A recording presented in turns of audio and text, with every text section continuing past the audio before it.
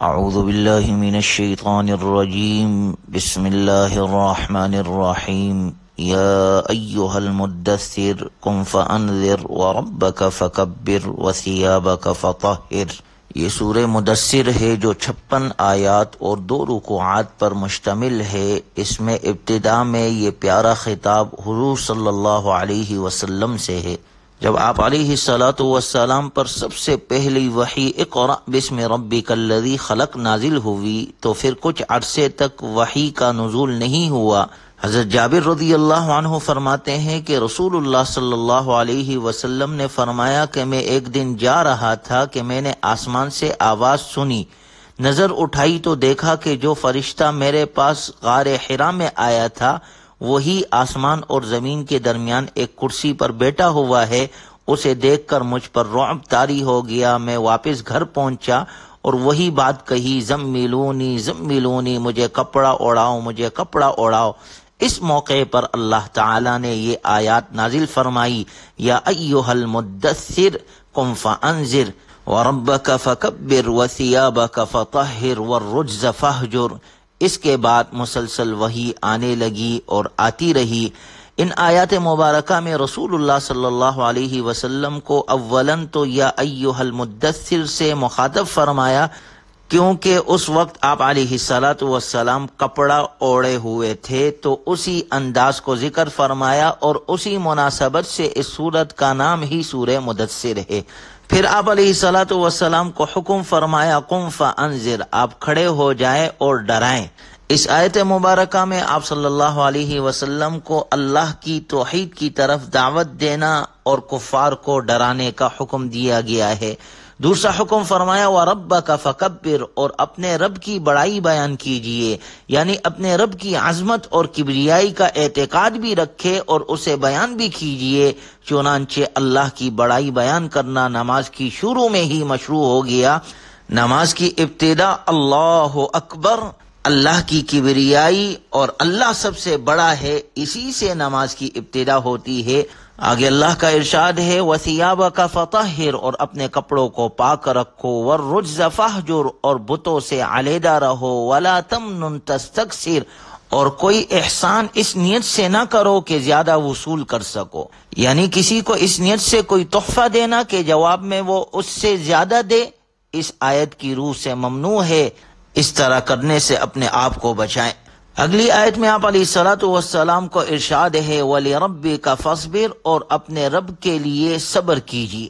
جب آپ علیہ الصلاۃ والسلام کو اسلام کی تبلیغ کا حکم ہوا تو اس بات کا پورا اندیشہ تھا کہ کافر لوگ آپ کو ستائیں گے، آپ کو تکلیفیں اور ایذائیں پہنچائیں گے، اس لیے ابتدا ہی میں حکم دیا گیا کہ فی الحال کوئی مسلح جد و جہد نہیں کرنی، صبر سے کام لینا ہے، اور ان کی زیادتیوں کی اصل سزا انہیں اس وقت ملے گی جب قیامت کے لیے سور پھونکا جائے گا، جس کا ذکر اگلی آیات میں آ رہا ہے۔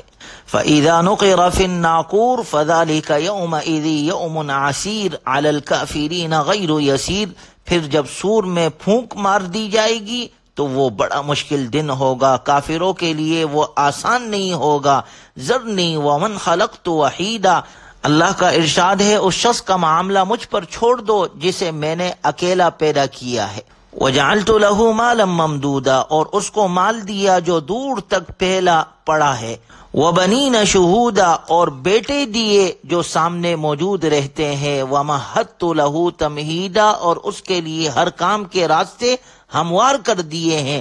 ثم یطمع ان ازید کلا انہ کان لآیاتنا عنیدا، پھر بھی وہ یہ لالچ کرتا ہے کہ میں اسے اور زیادہ دوں، ہرگز نہیں، وہ ہماری آیتوں کا دشمن بن گیا ہے۔ سأرہقہ صعودا، عن قریب نے اسے ایک گھٹن چڑھائی پر چڑھاؤں گا۔ ان آیات مبارکہ میں رسول اللہ صلی اللہ علیہ وسلم کے اس بدترین دشمن کا ذکر ہے جس کا نام ولید بن مغیرہ تھا، جو مکہ مکرمہ کا بڑا دولت مند سردار تھا۔ اس کی دولت مکہ مکرمہ سے طائف تک پھیلی پڑی تھی، اور کبھی کبھی حضرت ابوبکر کے پاس جایا کرتا تھا، اور ایک مرتبہ وہ قرآن کریم سن کر یہ اعتراف کر چکا تھا کہ یہ ایک بے نظیر کلام ہے جو کسی انسان کا نہیں ہو سکتا۔ اس سے ابو جہل کو یہ خوف ہوا کہ وہ کہیں مسلمان نہ ہو جائے، چنانچہ اس نے ولید بن مغیرہ کے پاس جا کر اسے غیرت دلائی اور کہا کہ لوگ تمہارے بارے میں یہ باتیں کر رہے ہیں کہ تم مسلمانوں کے پاس دولت حاصل کرنے جاتے ہو۔ ولید کو اس پر غیرت آ گئی اور اس نے کہا کہ میں آئندہ کبھی ابو بکر رضی اللہ عنہ کے پاس نہیں جاؤں گا۔ ابو جہل نے کہا جب تک تم قرآن کے خلاف کوئی بات نہیں کہو گے لوگ مطمئن نہیں ہوں گے۔ ولید نے کہا میں اسے نہ شعر کہہ سکتا ہوں، نہ کاہنوں کا کلام کہہ سکتا ہوں، نہ محمد صلی اللہ علیہ وسلم کو مجنون کہہ سکتا ہوں، کیونکہ یہ باتیں چلنے والی نہیں ہے۔ پھر کچھ سوچنے کے بعد کہا کہ البتہ اسے سحر جادو کہا جا سکتا ہے، کیونکہ جس طرح جادو کے ذریعے جادوگر میاں بیوی میں تفرقہ ڈال دیتے ہیں، اسی طرح اس کلام کو سن کر جو مسلمان ہو جاتا ہے وہ اپنے کافر ماں باپ وغیرہ سے الگ ہو جاتا ہے۔ اور بعض روایات میں ہے کہ ولید نے یہ بات اس موقع پر کہی تھی جب قریش کے لوگوں نے حج سے کچھ پہلے یہ مشورہ کیا کہ حج میں سارے عرب سے لوگ آئیں گے اور محمد صلی اللہ علیہ وسلم کے بارے میں سوالات کریں گے، ہمیں یہ طے کر لینا چاہیے کہ ان سے کیا کہے۔ ولید نے کہا کہ انہیں نہ مجنون کہا جا سکتا ہے، نہ شاعر، نہ کاہن، نہ جھوٹا۔ لوگوں نے پوچھا پھر کیا کہیں؟ تو اس نے کچھ سوچ کر جواب دیا کہ انہیں جادوگر کہا جائے، تو اس طرح ہو سکتا ہے ہماری بات پر کوئی یقین کر لے۔ تو اس طرح اس بدبخت نے قرآن کریم کو معاذ اللہ سحر اور جادو قرار دیا، جس کا ذکر اللہ تعالیٰ نے اگلی آیات میں فرمایا انہ فکر وقدر فقتل کیف قدر ثم قتل کیف قدر۔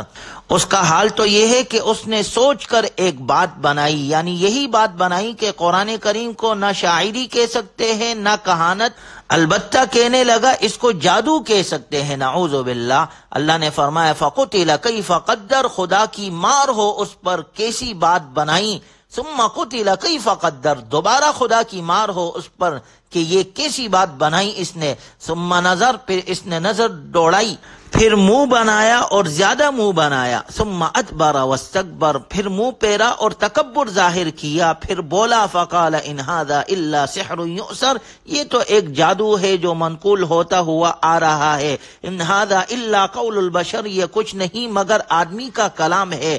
ولید بن مغیرہ کی ان باتوں کے ذکر کرنے کے بعد اللہ نے فرمایا سأصلیہ سقر، میں عن قریب اسے دوزخ میں داخل کروں گا، وما ادراک ما سقر، اور تجھ کو کچھ خبر بھی ہے کہ دوزخ کیسی چیز ہے، لا تبقی ولا تذر، نہ وہ باقی رہنے دے گی نہ چھوڑے گی، لواحۃ للبشر، وہ بدن کے حالت کو بگاڑ کر رکھ دے گی، علیہا 19، اس پر 19 فرشتے مقرر ہے۔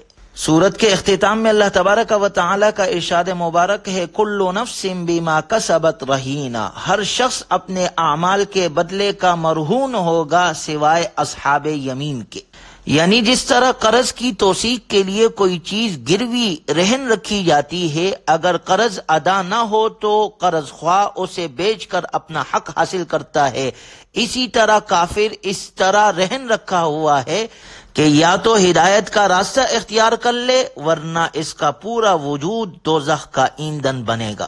الا اصحاب الیمین فی جنات یتساءلون، سوائے دائیں ہاتھ والوں کے، یعنی جن کو نامہ اعمال سیدھے ہاتھ میں ملا وہ جنت میں ہوں گے، وہ پوچھ رہے ہوں گے عن المجرمین، مجرموں کے بارے میں، ما سلککم فی سقر، کہ تمہیں کس چیز نے دوزخ میں داخل کر دیا۔ مجرم جواب دیں گے کہ ہم آج اس جہنم کی آگ میں اس لیے جل رہے ہیں، پہلے نمبر پر ان کا سب سے پہلا جواب ہوگا قالوا لم نک من المصلین، کہ ہم نماز نہیں پڑھتے تھے، دنیا میں ہم نماز نہیں پڑھتے تھے۔ دوسرے نمبر پر کہیں گے ولم نک نطعم المسکین، ہم مسکینوں کو کھانا نہیں کھلاتے تھے، یعنی فقراء مساکین پر اپنا مال نہیں خرچ کرتے تھے۔ تیسرے نمبر پر کہیں گے وَكُنَّا نَخُوضُ مَعَ الْخَائِضِينَ، اور ہم گمراہی کی حمایت میں خوب حصہ لیتے تھے، اسلام کے خلاف، مسلمانوں کے خلاف جب باتیں ہوتی تھی تو ہم اس میں خوب بڑھ چڑھ کر حصہ لیتے تھے۔ اور چوتھے نمبر پر کہیں گے وَكُنَّا نُكَذِّبُ بِيَوْمِ الدِّينِ حَتَّى أَتَانَا الْيَقِينُ، کہ ہم قیامت کے دن کا انکار کرتے تھے یہاں تک کہ ہم پر موت آ گئی۔ فما تنفعهم شفاعت الشافعین، سو ان لوگوں کے لیے شفاعت کرنے والوں کی شفاعت نفع نہیں دے گی۔ سورت کے اختتام میں بتلا دیا گیا یہ قرآن نصیحت ہے، جو چاہے اس سے نصیحت حاصل کر سکتا ہے۔ اللہ ہمیں عمل کی توفیق نصیب فرمائے۔ وآخر دعوانا